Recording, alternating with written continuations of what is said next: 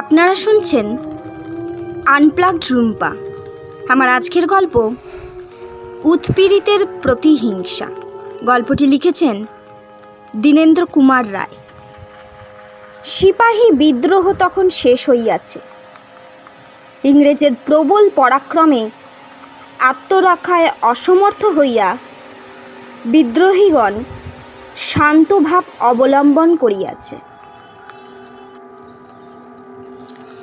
কিন্তু ইংরেজের ক্রোধবহ্নি নির্বাপিত হয় নাই। অস্ত্রধারী সিপাহী দেখলেই ইংরেজ সৈনিকগণ তাহাদিগকে ধরিয়া আগুনে পুড়াইয়া মারিতেছে, কিংবা গাছে লটকাইয়া সঙ্গিনের আঘাতে উদর বিদারণপূর্বক নিদারুণ প্রতিশোধ পিপাসা প্রশমিত করিতেছে। সিপাহী বিদ্রোহের বিভীষিকা তখনও দূর হয় নাই। একদিন এক একটা নতুন হুজুক উঠিয়া রণশ্রান্ত ইংরেজ সৈনিকগণের হৃৎকম্প উপস্থিত করিতে লাগিল। এই সকল হুজুক হয়তো সর্বপই মিথ্যা, কিন্তু একদিনের হুজুকে আর কাহারও সন্দেহ রহিল না। একদিন সকালে জনরব উঠিল। ছত্রবঙ্গ সিপাহের আবার জোট বাঁধিতেছে। টুপিওয়ালা গোফে আগুন লাগাইয়া দিবে। বেরেলি বিদ্রোহ সিপাহীদিগের প্রধান আড্ডা হইয়াছে। এই জনরব প্রচারের পর একদিন বেরেলির ইংরেজ দুর্গ হইতে 8 ডজন বন্দুক চুরি গেল। সকলে বুঝিল ইহা নিরস্ত সিপাহীদিগেরই কাজ। চারদিকে হুলস্থুল পড়িয়া গেল। ইংরেজ সেনাপতির আদেশে বেরেলির দুর্গ হইতে দলে দলে অশ্বারোহী সৈন্য বন্দুক চোর সিপাহীদিগের সন্ধানে ছুটিল, কিন্তু চোর ধরা পড়িল না। তথাপি নির্দোষ ব্যক্তিগণ চৌর্যাভিযোগে দণ্ডিত হইতে লাগিল। যিনি ফরিয়াদি তিনিও বিচারক, সাক্ষী ইংরেজ সৈন্য। অপরাধ সব প্রমাণ ও অপরাধীর প্রতি দণ্ডদান উভয়ই সমান। উৎসাহের সহিত চলিতে লাগিল। কিন্তু চুরির হ্রাস হইল না। বন্দুক চুরির সংখ্যা প্রতিদিন বৃদ্ধি পাইতে লাগিল। ক্রমে তাহা চতুর্দিকে সংক্রামিত হইয়া পড়িল। ইংরেজের উৎকণ্ঠার সীমা রহিল না। শেষে সেনাপতিগণ মন্ত্রণা করিয়া এক মিলিটারি কমিশন বসাইলেন। তাহার সভা সংখ্যা 10 জন। কমিশনের সভাপতির প্রতি অপরাধীগণের সরাসরি বিচার করিয়া দণ্ডাদানের ক্ষমতা প্রদত্ত হইল। এই সভাপতি মহাশয়ের নাম ক্যাপ্টেন থর্নটন। 1858 খ্রিস্টাব্দের জুলাই মাসের মধ্যভাগে একদিন অপরাহ্নে ক্যাপ্টেন থর্নটন অশ্বরোহণে বায়ু সেবনার্থে সেনানিবাস হইতে বহির্গত হইবেন। এমন সময়ে একজন অ্যাডজুট্যান্ট একখানি আদেশপত্র তাহার স্বাক্ষরের জন্য লইয়া আসিল। মিস্টার থর্নটন অশ্বগতি সংযত করিয়া তাহার সহকারী অ্যাডজুট্যান্টকে জিজ্ঞাসা করিলেন, এ কি? আব্দুল গফুর নামক একজন মুসলমান সিপাহীর কতলে পরোয়ানা। একজন সার্জেন্ট তাহাকে পাহাড়ের উপর গ্রেপ্তার করিয়াছে। আসামির জবাব কি? কোম্পানির সৈন্য দেখিয়া সে তাহার হাতের বন্দুক তাড়াতাড়ি পাহাড়ের এক গুহার মধ্যে ফেলিয়া দিয়াছে। আসামি বলে সে তাহার ভাই আব্দুল আব্বাসের সঙ্গে দেখা করিতে যাইতেছে। তাহার কোনো কুমতলব নাই। আব্দুল আব্বাস পাঞ্জাবে সওদাগারি করে, আজ কয়েকদিন দেশে আসিয়াছে। আসামি আব্দুল গফুরের এ কথা বিশ্বাস করা যায় না। সে সরকারের বন্দুক চুরি করিয়া বিদ্রোহীদিগের সাহায্যের জন্য যাইতেছিল। তাহার প্রাণদণ্ড হওয়া উচিত।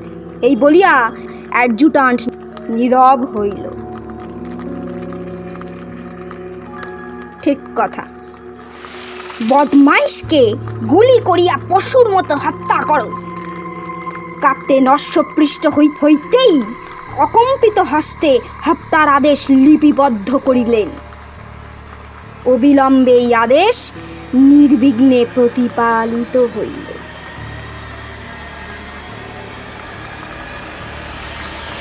আব্দুল আব্বাস তাহার ভ্রাতার গৃহে প্রবেশ করিয়া দেখিল তাহার বিধবা ভাতৃবধূ ধরাতলে পড়িয়া অশ্রুধারায় মৃত্তিকা সিক্ত করিতেছে। শিশুপুত্র দুইটি তাহাদের মায়ের কোলের কাছে পড়িয়া মাটিতে লুটাইতেছে। আব্দুল দেখিয়া আত্মসম্বরণ করিতে পারিল না। এই অত্যাচারের প্রতিশোধের দানের জন্য ভীষণ প্রতিজ্ঞা করিয়া বসিল। গৃহে একটি পিস্তল ঝুলাইতেছিল। পিস্তলটি কিছুটা পুরাতন ও মরিচা ধরা। সেই পিস্তলে কাপ্তানের প্রাণবধের জন্য সে কৃত সংকল্প হইল। ঠিক এই সময়ে একজন হিন্দু সন্ন্যাসী আব্দুল গফুরের কুঠিরে প্রবেশ করিলেন। সন্ন্যাসী প্রাচীন, কিন্তু তাহাকে দেখিয়াই বুঝিতে পারা যায় তাহার দেহে যুবজনোচিত সামর্থ্য বর্তমান। সন্ন্যাসীর নাম কি তাহা কেহ জানিত না, কিন্তু হিন্দু মুসলমান সকলেই তাহাকে সমভাবে ভক্তি করিত। মুসলমানেরা তাহাকে ফকির বলিয়া ডাকিত, হিন্দুরা বলিত স্বামীজি। কোম্পানির নফরেরা তাহাকে কোনো বিদ্রোহ পরোয়ানের ক্ষত্রিয় রাজার পলিটিক্যাল স্পাই মনে করিয়া তাহার প্রতি তীব্র দৃষ্টি রাখিয়াছিল, কিন্তু কোনো বিষয় তাহার ভ্রুক্ষেপ ছিল না। সংসারের সুখ দুঃখ ও জাতিভেদের গণ্ডির অনেক ঊর্ধ্বে তিনি বিচরণ করিতেছেন। সন্ন্যাসী একবার তীক্ষ্ণ দৃষ্টিতে ভূমবলুণ্ঠিতা বিধবা ও তাহার রুদ্রমান সন্তানদ্বয়ের দিকে চাহিলেন। তারপর আব্দুল আব্বাসকে আহ্বান করিয়া বলিলেন, আব্বাস মির্জা, প্রতিহিংসার জন্য প্রস্তুত হইতেছ? আব্দুল আব্বাস অবিচলিতভাবে বলিল, যাহারা আমার নিরপরাধ ভ্রাতাকে অবিচারে হত্যা করিয়াছে তাহাদের স্বহস্তে বধ করিয়া ভ্রাতৃ শোক নিবারণ করিব। প্রাণ যায় তাহারও শিকার। সে অবিচলিত উৎসাহের সহিত বন্দুক ঘষিতে লাগিল। সন্ন্যাসী বলিলেন, বৎস, শান্ত হও। অত্যাচারের দণ্ডবিধানের কর্তা স্বয়ং ভগবান। তোমরা যাহাকে খোদা বলো তিনি। প্রতিদিন প্রচুর রক্তস্রোত প্রবাহিত, তুমি আর সে স্রোতের বৃদ্ধি করিও না। পরমেশ্বর তাহার কাজ করিবেন। অনুতাপে পাপীর হৃদয় দগ্ধ হইবে। রক্তপাত করিয়া আর তুমি তাহার অপেক্ষা কি অধিক দণ্ড বিধান করিবে? আব্দুল আব্বাস দৃঢ় হস্তে বন্দুক চাপিয়া ধরিয়া সন্ন্যাসীর মুখের ওপর স্থির দৃষ্টিতে সংস্থাপনপূর্বক বলিল, ফকির সাহেব, আপনি হিন্দু, তাই হিন্দুর মতো পরামর্শ দিয়াছেন। কাফেরের প্রাণবোধেই মুসলমানের পরম পুণ্য, তাহাই মুসলমানের পরম ধর্ম। আমি সেই ধর্ম পালন করিব, আপনি বাধা দিবেন না। সন্ন্যাসী বলিলেন, আব্বাস মির্জা, তোমার এই ক্রোধের জন্য আমি তোমাকে অপরাধী করিতে পারি না, কিন্তু হিন্দু মুসলমান সকল ধর্মের ওপর এক ধর্ম আছে, তাহা পরমেশ্বরের হস্তে আত্মসমর্পণ। আমি নিশ্চয়ই বলিতে পারি, তুমি এই হিন্দু সন্ন্যাসীর অনুরোধ রক্ষা করিলে কখনো কর্তব্যচ্যুত হইবে না। আমি কাহাকেও কখনো অন্যায়ের অনুরোধ করি নাই।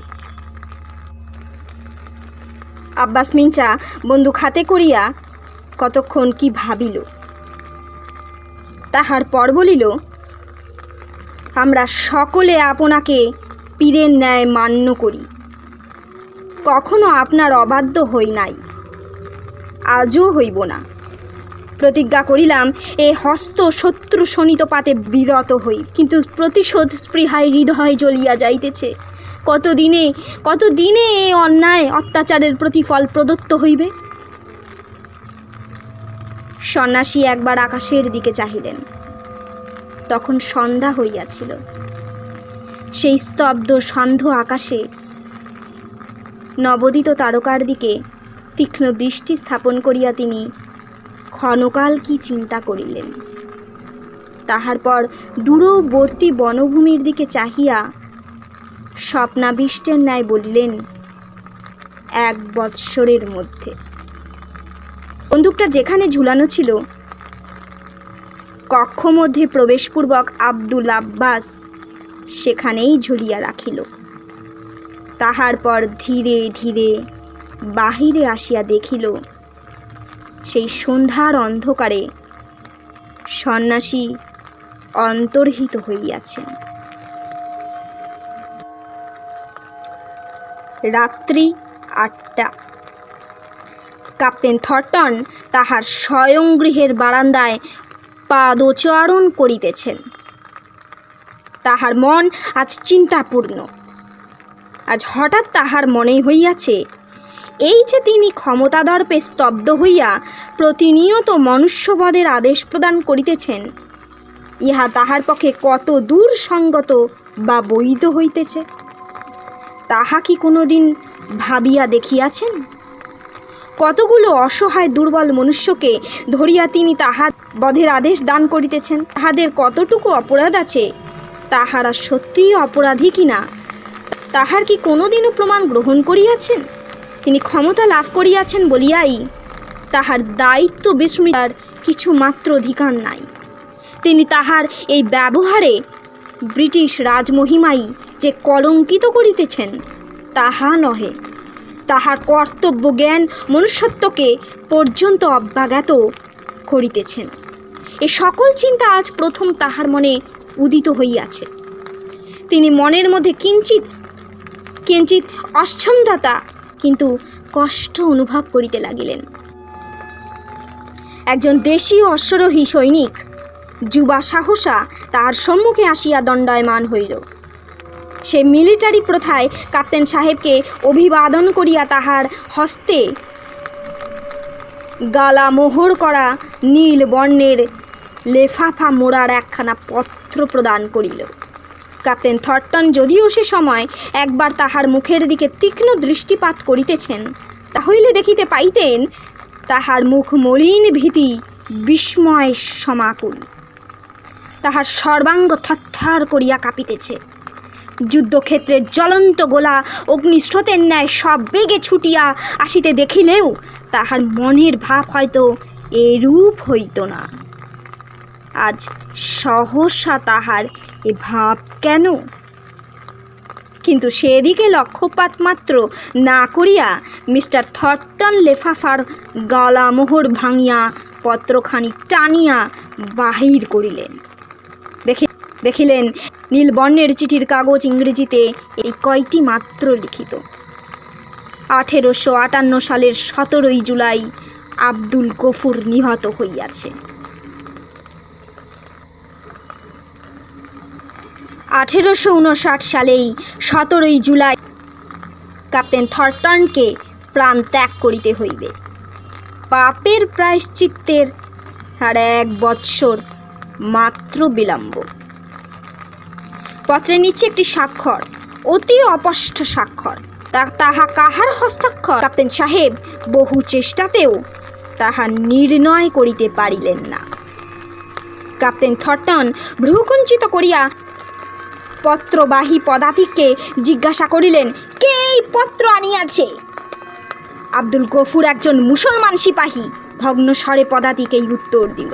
অসম্ভব, আব্দুল গফুরের প্রাণদণ্ড হইয়াছে। হ্যাঁ, খোদাবন্দ, যাহাদের গুলিতে আব্দুল গফুরের প্রাণ বাহির হইয়াছে আমি তাহাদের মধ্যে একজন।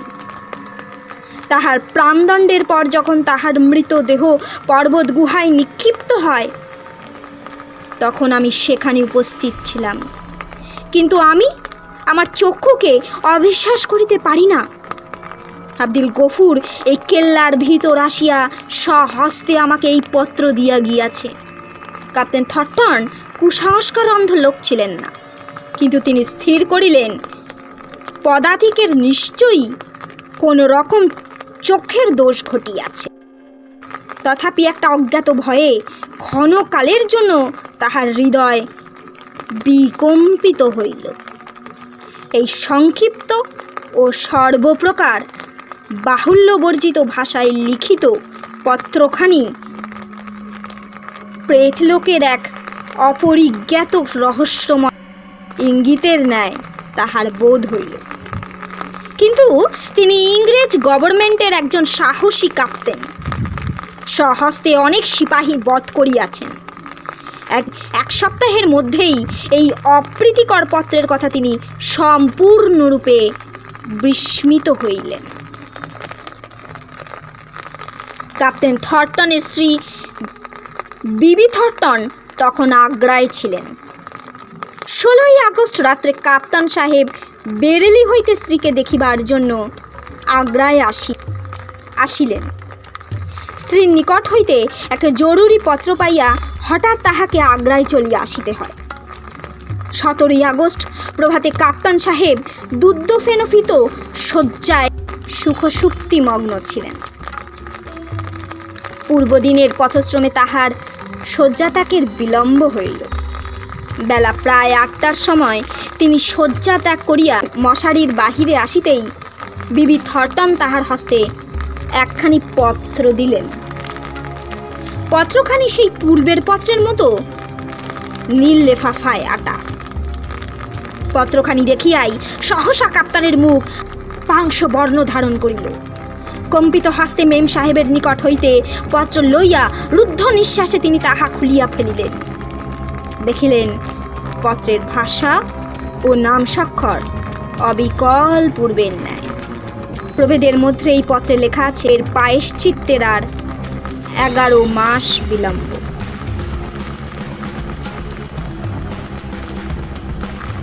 কাপ্তেন কিয়ৎকাল চিন্তা করিয়া তাহার পত্নীকে জিজ্ঞাসা করিলেন, তুমি এই পত্র কোথা হইতে পাইলে? 7টার সময় বাংলোর বারান্দায় বেড়াইতেছিলাম।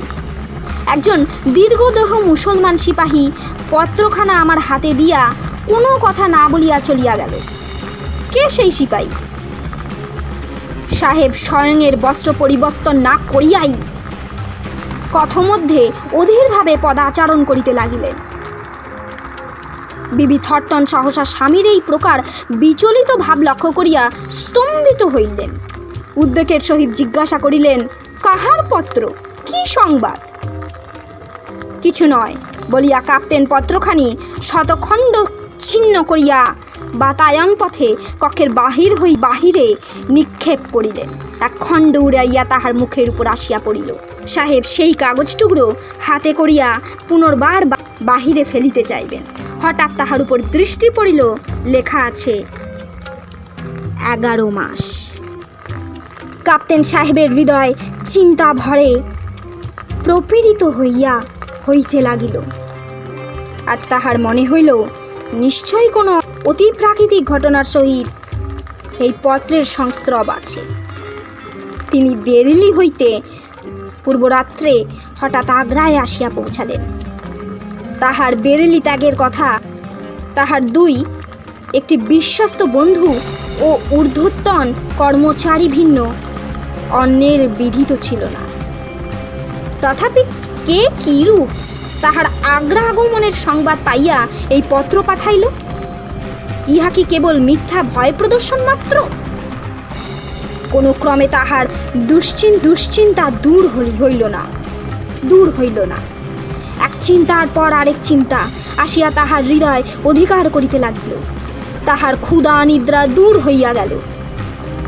হুইস্কির সাহায্যে তিনি এই অজ্ঞাত ভয়ের নিবারণ চেষ্টা করিতে লাগিলেন, কিন্তু সকল চেষ্টা বৃথা হইল। ঘোর অচ্ছন্দ ছিঁড়তে তাহার দিন কাটিতে লাগিল। এই ঘটনার পর কোনো রাজকার্যোপলক্ষে তাহাকে দিল্লি যাইতে হইল।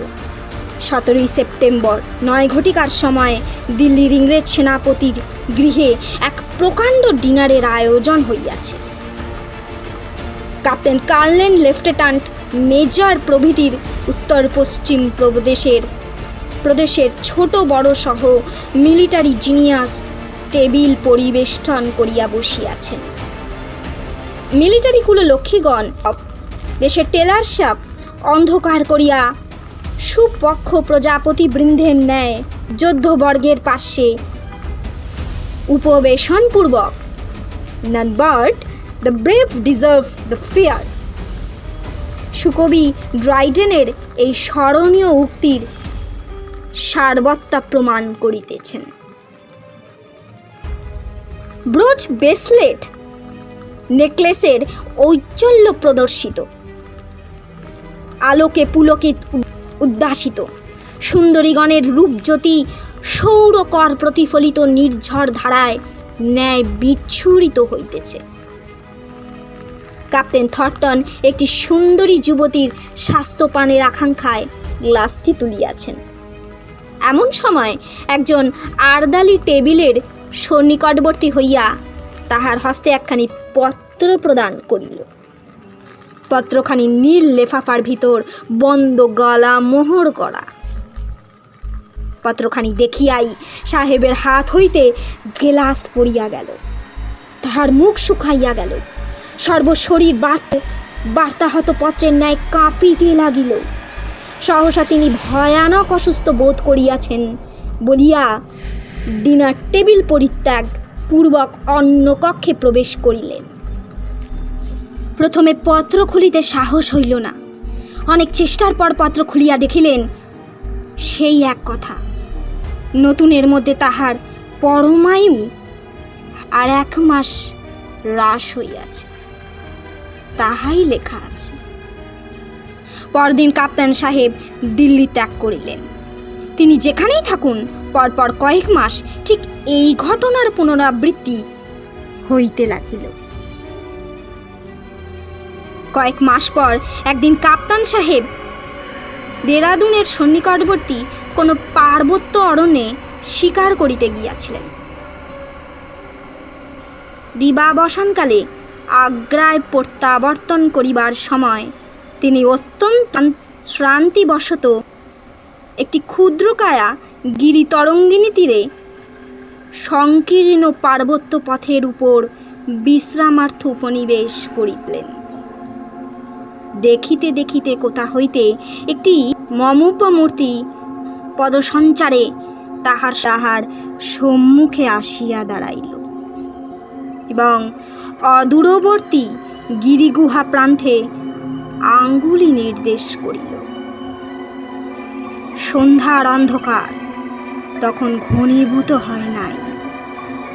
কাপ্তান সাহেব তীক্ষ্ণ দৃষ্টিতে সেই আগন্তুকের মুখের দিকে চাহিলেন। দেখিলেন সেই নিশ্চল নির্বাক দেহ আব্দুল গফুরের। সেই সায়ংকালে নির্জিত গিরি নদী তটে অপরিসর পথের উপর 6 মাস পূর্বে নিহত ব্যক্তির মৃতদেহ সজীব দণ্ডায়মান দেখিয়া কাপ্তান থর্টন নিজের চক্ষুকে বিশ্বাস করিতে পারিলেন না। প্রায় তাহার সর্বাঙ্গ কণ্ঠকিত হইয়া উঠিল, তাহার মস্তক ঘুরিতে লাগিল। কিন্তু তিনি বীর পুরুষ, কাপুরুষের ন্যায় কিং কর্তব্য বিমূঢ় হইলেন না। মুহূর্তের মধ্যে তাহার কক্ষস্থিত চর্ম নির্মিত কোষ হইতে একটি রিভলভার আকর্ষণপূর্বক আগন্তুকের মস্তক লক্ষ্য করিয়া গুলি ছুড়লেন। কিন্তু আগন্তুক নিশ্চল। গুলি খাইয়া অক্ষত দেহে সে হা হা করিয়া হাসিয়া প্রসারিত করিল। হাসিয়া যেদিকে পূর্বে আঙ্গুলি নির্দেশ করিতেছিল সেই দিকেই দ্বিতীয়বার তাহার অকম্পিত হস্ত প্রসারিত করিল। তাহার সেই অব্যাঘাতপূর্ণ জীবনের হর্ষোচ্ছ্বাস বর্জিত নিরস উচ্চ হাস্য সেই মৌন সায়নের শত গিরিগুহা প্রতিধ্বনি করিয়া ধীরে ধীরে শূন্যে বিলীন হইয়া গেল। তাহার নির্নিমেষ চক্ষুর তারকাদ্বয় দীপ্তমান অগ্নিগোলকের ন্যায় জ্বলিতে লাগিল। সেই অবজ্ঞা ব্যঞ্জক রসনালোক প্রদীপ্ত তীব্র দৃষ্টি মনুষ্যের নহে, পশুরও নহে, তাহা উৎপীড়িত আহত, প্রতিহিংসা লোলুপ, ঐশাচিকতায় পরিপূর্ণ। কাপ্তান থর্টন চক্ষু অবনত করিলেন। তাহার পর চক্ষু তুলিয়া যখন তাহার দিকে পুনর্বার চাহিলেন, দেখিলেন কোথাও কেহ নাই। অস্তমান অংশুমালির অন্তে কিরণ রেখার ন্যায় তাহা অদৃশ্য হইয়াছে। শব্দহীন, গতিহীন ভাবে সে ছায়ামূর্তি কোথায় অন্তর্হিত হইল? ছায়া না, ছায়া কিছুই তিনি স্থির করিতে পারিলেন না।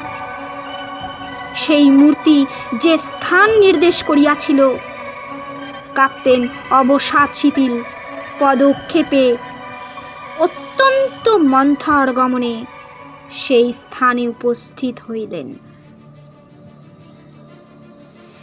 গুহাপ্রান্তে চাহিয়া দেখিলেন নীল লেফাফায় মোড়া একখানা পত্র পূর্বপত্রের ন্যায় গালা মোহর করা সেখানে পড়িয়া আছে। লেফাফার উপরই তাহারই শিরোনামা। সাহেবের ললাটে স্থূল ঘর্মবিন্দু সঞ্চিত হইল। বক্ষের স্পন্দন দ্রুততর হইল। তিনি সেই গুহা প্রান্তে বসিয়া পড়িলেন। তাহার পর পত্রখানি তুলিয়া লইয়া মোহর ভাঙিয়া সন্ধ্যার মৃদু আলোতে তাহা পাঠ করিলেন। পত্রখানি পূর্ব বাড়িরই ন্যায় সংক্ষিপ্ত। পত্রে তাহাকে জ্ঞাত করা হইয়াছে তাহার আয়ুষ্কাল আর 6 মাস মাত্র অবশিষ্ট আছে। ইহা নিশ্চয়ই যে অনৈসর্গিক ঘটনা। কাপ্তান সাহেবের অতঃপর সে বিষয়ে বিন্দু মাত্র সন্দেহ রহিল না। তাহার মানসিক অশান্তি ও উদ্বেগ শতগুণ সংবর্ধিত হইল। তাহার মুখ হাস্যহীন, পাংশুবর্ণ, চক্ষু জ্যোতিহীন, কঠোরগত। দেহের লাবণ্য নাই, মনের দৃঢ়তা নাই, সংকল্পের কিছু মাত্র স্থিরতা নাই। একখানি পত্র কেবল যে তাহার পরমায়ুরাশের সংবাদ বহন করিয়া যথা নিয়মে তাহার সম্মুখে আবির্ভূত হইতে লাগিল তাহা নয়। প্রত্যেক পত্র তাহার দেহের শোণিত শোষণ করিতে লাগিল। ক্রমে তিনি অত্যন্ত দুর্বল হইয়া পড়িলেন। কি দিবসে কি নিশীতে, কি আলোকে কি অন্ধকারে, কি জাগরণে কি নিদ্রাতে, বিধাতার অসংখ্য কঠোর বিধানের ন্যায় অনির্দেশ্য হস্তলিখিত সেই সংক্ষিপ্ত পত্র সর্বক্ষণ তিনি তাহার হৃদয়পটে মুদ্রিত দেখিতেছেন। বেরেলে ক্যাপ্টেনমেন্টের বাহিরে একদিন কাপ্তান থর্টন অশ্বারোহণে প্রাতে ভ্রমণ করিতেছিলেন। অন্যমনস্কভাবে অশ্বচালন করিয়া অবশেষে অনেক দূরে একটি সেতুর উপর আসিয়া উপস্থিত হইলেন। এক অনতিদীর্ঘ খালের উপর সেই সেতু প্রসারিত, সংকীর্ণ সেতু। কাপ্তান সাহেব সেতুর ওপর প্রান্তে উপস্থিত হইলেন। সম্মুখেই দেখিলেন একটি বৃদ্ধের নাম রামহিত তেওয়ারি। মিস্টার থর্টন রামহিতকে চিনিতেন। তাহার পুত্র পরীক্ষিতকে বিদ্রোহী সন্দেহে তাহার সাহেবতোপের মুখে উড়াইয়া দিয়েছেন। তাহার আদেশে তাহার অধীনস্থ সিপাহীরা তাহার সর্বস্ব লুণ্ঠন করিয়াছে। অবশেষে তাহার একমাত্র অবলম্বন ক্ষুদ্র কুঠিরে অগ্নি সংযোগ করিয়া ভস্মস্তূপে পরিণত করিয়াছে। পৃথিবীতে রামরোহিত তেওয়ারির আপনার বলিতে কেহ নাই, কিছুই নাই। সেই শিরাবহুল জীর্ণ বাহুদয় প্রসারিত করিয়া সেই জীবিত কঙ্কাল মিস্টার থর্টনের গতিরোধ করিয়া দাঁড়াইল। পরে সাহেবের দিকে চাহিয়া গম্ভীর স্বরে বলিল, কাপ্তান সাহেব, চিনিতে পারো কি? আমি তোমার অপেক্ষায় দাঁড়িয়ে আছি। সাহেব বলিলেন, অপেক্ষা? আমার কাছে বিদ্রোহীর পিতার কি দরকার? ভিক্ষুক, পথ ছাড়িয়া দে, নতুবা বুকের উপর আমার অশ্বের খুর বিদ্ধ হইবে। আমি সে ভয়ে ভীত নহি। ভগবান নিরাশ্রয়ের আশ্রয়, উৎপীড়িকের দমনকর্তা। তোমার দমনের জন্য তাহার ন্যায়দণ্ড উত্তোলিত রহিয়াছে। সাহেব, সাবধান! কাপ্তানের দেহের সমস্ত রক্ত তাহার মুখের উপর আসিয়া জমা হইল।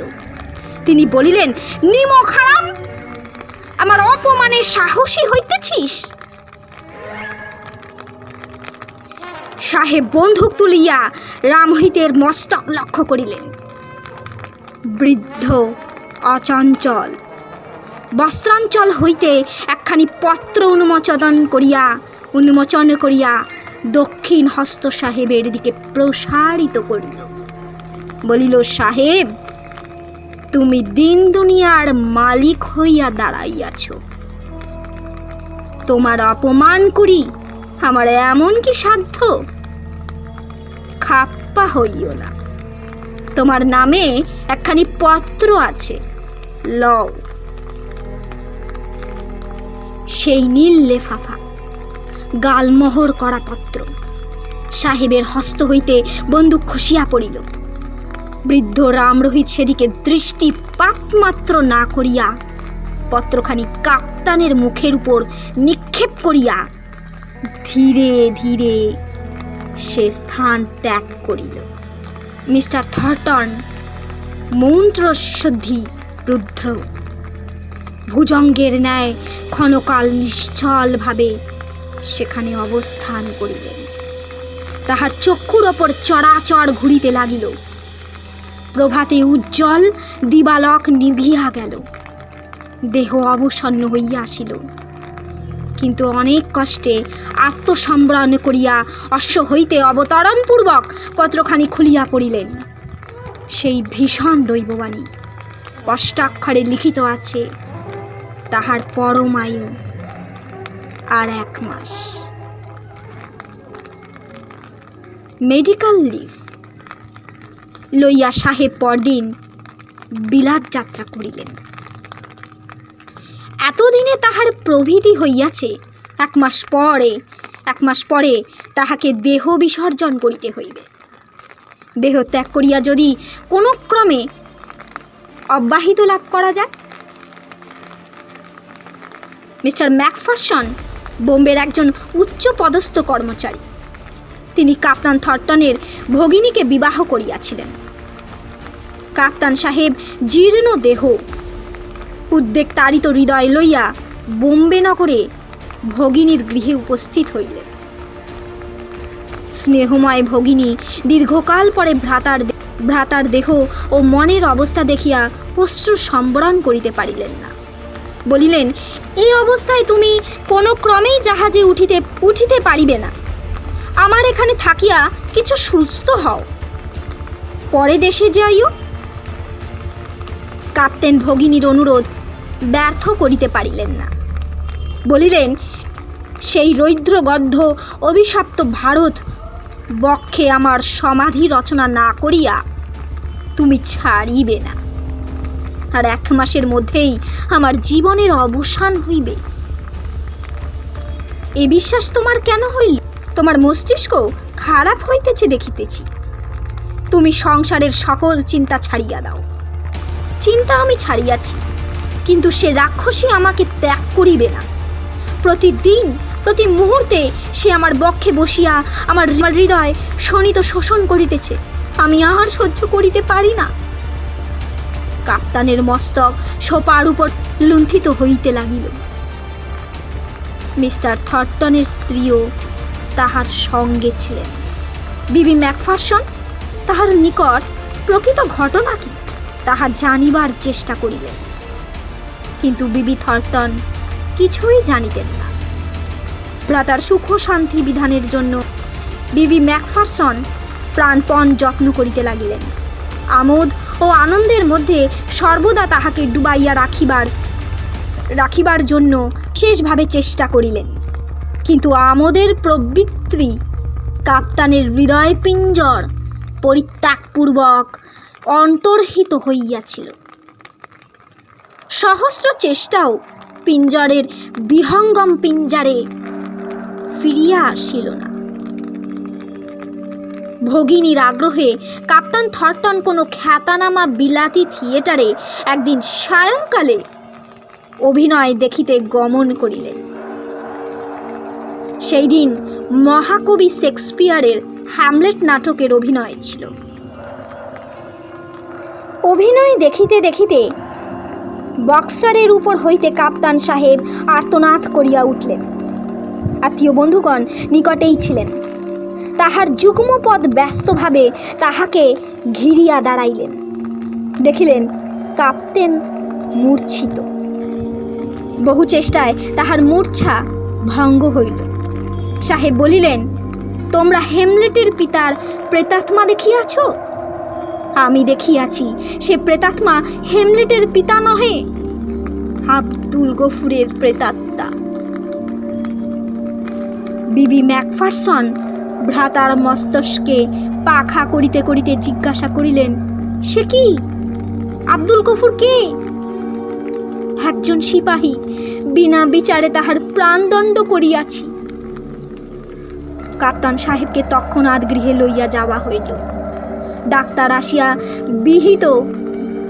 বিবিধ যন্ত্র সংযোগে তাহার দেহ পরীক্ষা করিয়া বলিলেন, কাপ্তানের ব্রেন ফিভার হইয়াছে, অনেক দিনের রোগ, অবস্থা জটিল হইয়া উঠিয়াছে।